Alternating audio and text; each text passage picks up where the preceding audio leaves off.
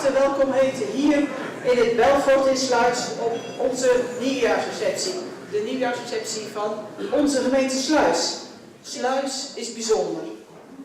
Wat is dit een veelzijdige, intrigerend en mooi gebied waarin wij wonen, werken en recreëren en bovenal ons leven leven.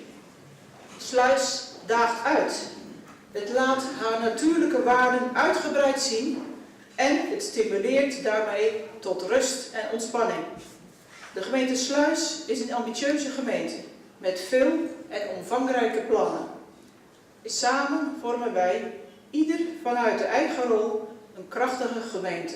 We hebben elkaar nodig om te blijven ontwikkelen en het beste uit onszelf te halen.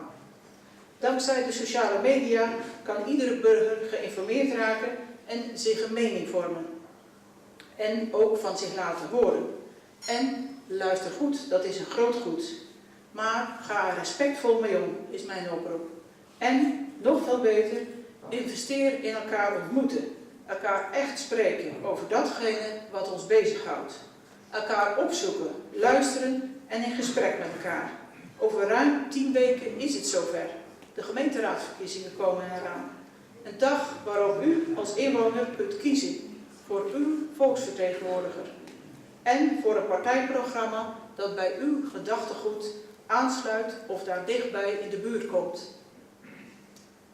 Wat is het bereik van uw stem? En waarom vind ik het belangrijk dat u gaat stemmen? Dit is namelijk het moment om uw mening uit te spreken over het gevoerde beleid van de afgelopen jaren en de plannen die de partijen hebben voor de komende periode. Als u gaat kiezen, bepaalt u zelf mee. Wat de uitslag dan ook is. Wie niet meedoet, staat toe dat de stem van een ander zwaarder telt. Laat weten waar u voor staat. Zoek de partijen op. Zij staan er voor u. Want zij vormen de ruggengraat van onze democratie en zetten zich hiertoe ten volle in. Tot slot, niet alles draait om meer winsten, om meer omzet, of om economie, of om meer inwoners. Natuurlijk is dat belangrijk, zonder meer, dat is zeker het geval. Maar laat het alsjeblieft niet alles bepalend zijn.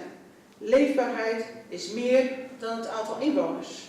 Kijk bijvoorbeeld naar de ontwikkelingen in de toeristische en recreatieve sector en wat dit aan meer voorzieningen in onze gemeente tot gevolg heeft. Daarnaast is nog veel belangrijker, er zijn voor de ander, betrokkenheid bij de maatschappij, werken aan een betere toekomst. Er zijn heel veel mensen die het goede doen.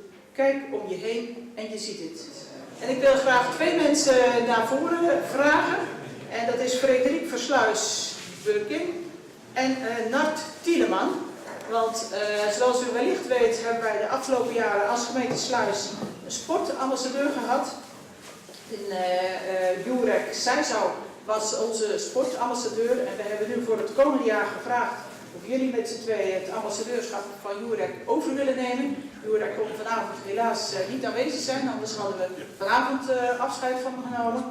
Tot slot wens ik u allen een jaar toe van geluk, in goede gezondheid, want dat is het allerbelangrijkste.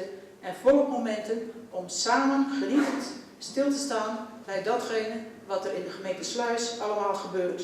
En graag wil ik u daar samen met u het glas opheffen.